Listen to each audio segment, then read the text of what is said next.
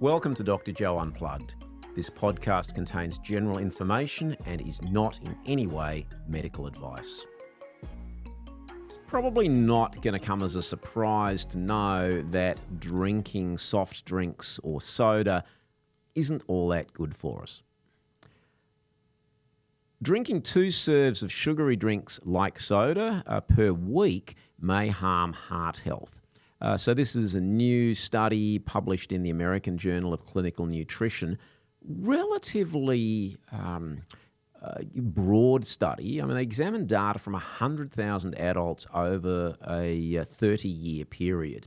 Now, often medical studies can, study 3 people and their dog over a week and a half doesn't prove very much. But looking at 100,000 people over a 30-year period, just on a pure statistical basis, gives this type of work some validity. Keeping in mind, again, that statistical significance is not the same as clinical significance.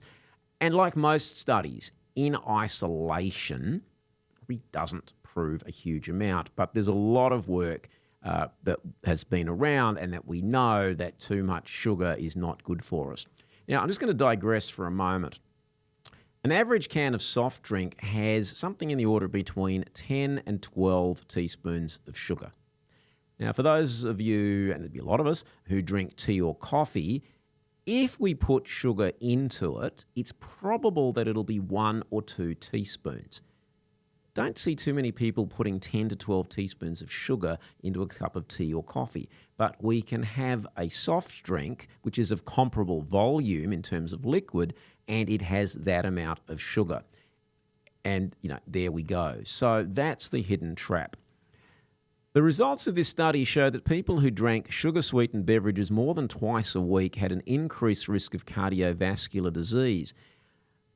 The really perhaps unfortunate or not so good news is that even if those people were engaged in 150 minutes of physical activity every week, so that's a half an hour 5 times a week, which is the official recommended quota. And, again, we've spoken previously about if you can find 15 minutes, that's, make sure you do that.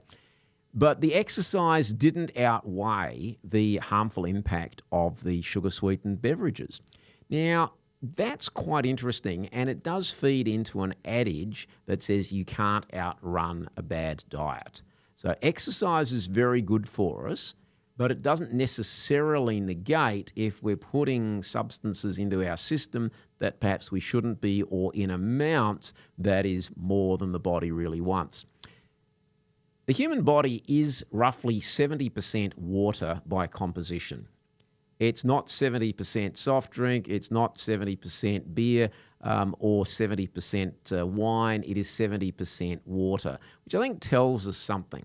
And that water does need to be replenished. So in turn, if we're thirsty, the best beverage to have is water. Now, if now and again you want to have a soft drink, particularly if it's an occasion, a birthday, for example, same with a beer or a glass of wine, and you're doing it because you enjoy it, then look, that is okay. Much, much less sugar in beer or wine than in soft drinks. Again, not saying you should take that up if you don't currently drink any alcoholic beverages, and too much of that is a problem as well. That's a discussion for another day. But soft drinks are relatively new in human history. I mean, the Romans drank wine, they didn't drink soft drink. And the body has no need for that amount of sugar. There are no health benefits from drinking soft drink. Now, you could say, people might say, I enjoy it, and it can be a treat. And I really want to underline the point treat, which is something for occasions, not on an everyday basis. But this amount of sugar does flog the body's sugar system. So you put the sugar into your body, the body releases insulin, which is the hormone from the pancreas that looks to get glucose out of the bloodstream. It gets the glucose out of the bloodstream by converting it into fat for storage.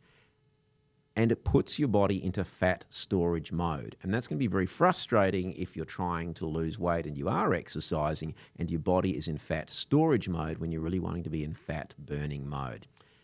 Do we need to ban soft drinks? No. Do we need to put taxes on soft drinks? No. There's this view, as always in public health, that taxing or banning is going to work, and it doesn't. If you add 5 cents to the cost of a can of soft drink, nobody's going to stop drinking it on that basis. It raises more money for government to waste. It's not actually going to make any difference. Can we be encouraging, and particularly for children, because this is where good habits start, encouraging drinking water? And that's even more so than fruit juice. And previously we've discussed the amount of sugar that's in fruit juice, which is not as much as in soft drink, but still quite a bit. So the best beverage for day-to-day consumption when you're thirsty is water, for a whole host of reasons. Soft drinks really are something that we can either A, avoid because we don't need them, or B, have them as a treat. And again, particularly this includes children, birthday parties, maybe if you go out, maybe, every other Sunday, something in that order. So it's not an everyday occurrence. And this work, really does say that the amount of sugar that comes into the body by drinking these amounts of soft drink aren't good for our heart. It's also not good for a whole lot of other aspects of it. And the way to get around this is really quite simple. Drink mainly water. Thanks for listening to Dr. Joe Unplugged. If you enjoyed this podcast, please subscribe, like, and share. You can also follow it on all the socials. There'll be new content uploaded each week.